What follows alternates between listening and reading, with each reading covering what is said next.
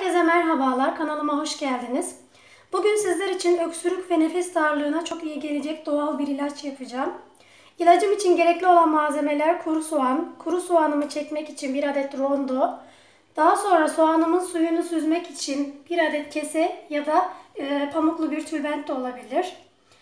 Ve soğanımın suyunu süzdükten sonra karıştırmak için süzme bala ihtiyacım var. Öncelikle kuru soğanlarımı robotuma doğruyorum. Şöyle göstereyim. Ben ince ince kıymak yerine robotta çekmeyi tercih ettim. Siz isterseniz soğanlarınızı bıçakla ince ince kıyıp daha sonra 100 gram kadar bal ekleyip 3 saat beklettikten sonra suyunu süzüp içebilirsiniz. Günde 2-3 defa.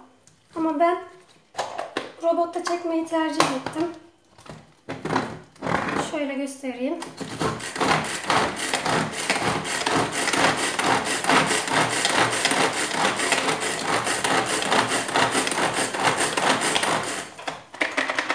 Evet, iyice çekiyorum ki suyu daha fazla çıksın.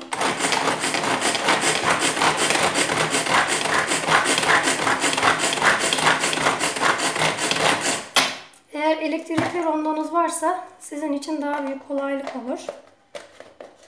Şu anda benim elimde bu olduğu için bunu yapıyorum.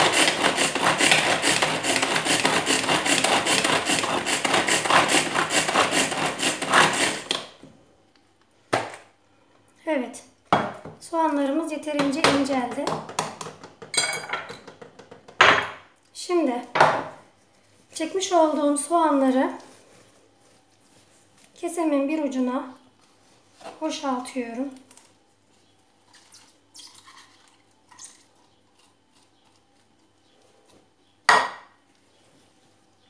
Bardağımızı şöyle koyuyoruz altına. Evet, görüyorsunuz. Suyu çıkmaya başladı.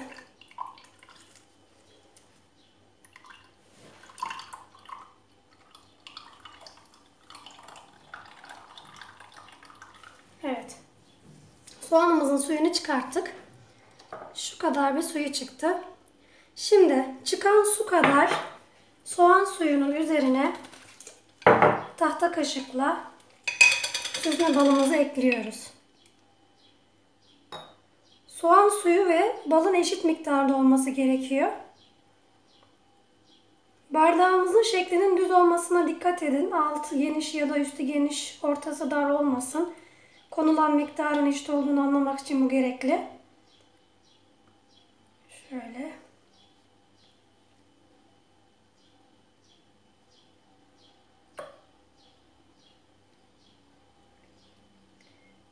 Evet.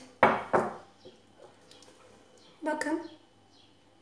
Soğanımız ve balımız eşit miktarda. Şimdi bunu ben tahta kaşığımızla iyice karıştırıyorum.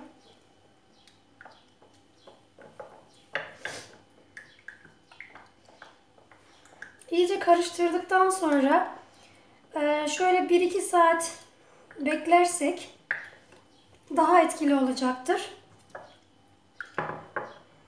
Etkisine %100 garanti verebilirim. Çünkü ben daha önce kendi çocuklarımda bunu denedim. Ve gerçekten çok etkili bir ilaç. Kendim gördüm bunu. Size de tavsiye ediyorum.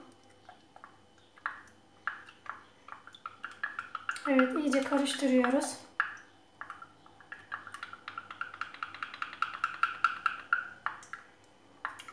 Balın tatlılığı soğanın acılığını bastırıyor.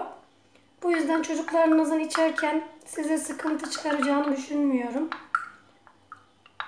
Ben gayet kolay, rahat içiriyorum çünkü çocuklarıma. Evet, gördüğünüz gibi ilacımız hazır. Bunu çocuklarınıza her defasında 2 tatlı kaşığı içirirseniz sabah akşam oldukça iyi gelecektir. Özellikle akşam yatmadan önce çocuğunuza içirdiğiniz son şey bu olsun. Boğazında kalmasını sağlayın. Üzerine su içirmeyin. Ne kadar etkili olduğunu denediğinizde göreceksiniz. Herkese iyi günler.